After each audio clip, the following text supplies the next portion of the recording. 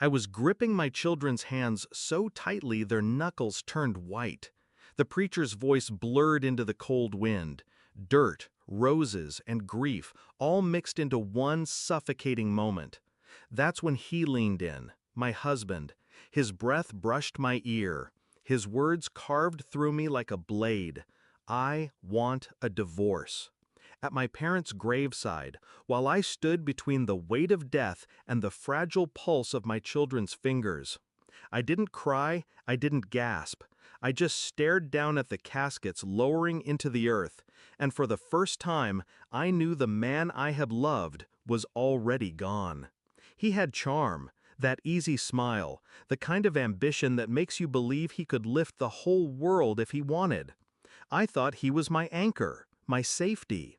We built a life, children, a home, the illusion of forever. But illusions crack. The first fracture was subtle. Late nights at work, excuses that didn't align, a cologne I didn't recognize lingering on his shirt. Then the text message I wasn't meant to see. Last night was perfect. She'll never know. That's when the man I thought I married disappeared. In his place stood a stranger who wanted me discarded like a broken toy. Grief and betrayal are twin flames. They burn differently, but they both consume. I stood in that fire, and instead of turning to ash, I started forging steel. He thought his timing was perfect, that I'd be too broken by burying my parents to fight back.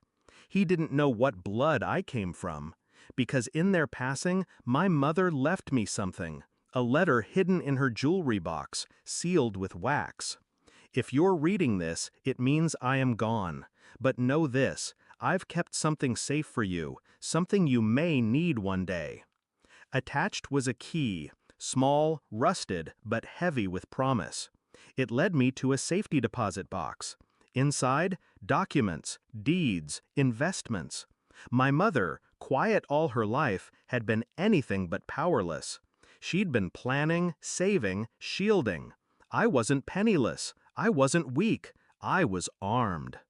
I played the grieving widow, the fragile wife, while behind closed doors, I was building my counterstrike. I moved my inheritance quietly into trusts under my children's names, secured the house in ways he didn't understand, shifted accounts so by the time he filed, there was nothing left for him to bleed. I hired the best attorney, one who knew how to handle men like him. I documented everything, his affairs, his neglect, the financial recklessness he thought I didn't notice. Every receipt, every lie, I cataloged like evidence in a trial. And then I waited. We sat across from each other at the mediation table. He smirked like he was already free, already richer, lighter, ready to trade me in for someone younger. Then my lawyer began. Page after page, evidence laid out with surgical precision.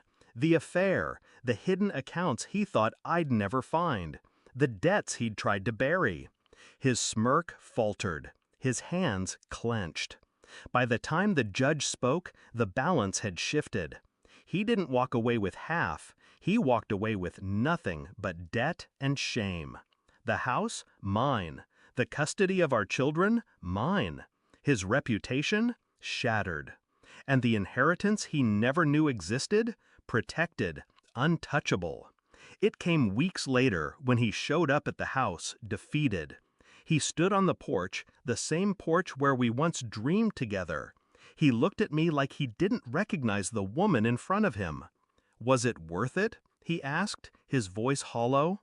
I looked at him, this man who whispered my destruction over my parents' graves. Yes, I said simply, because it wasn't revenge born of rage, it was justice, clean, precise, final. My children are safe. My life is my own.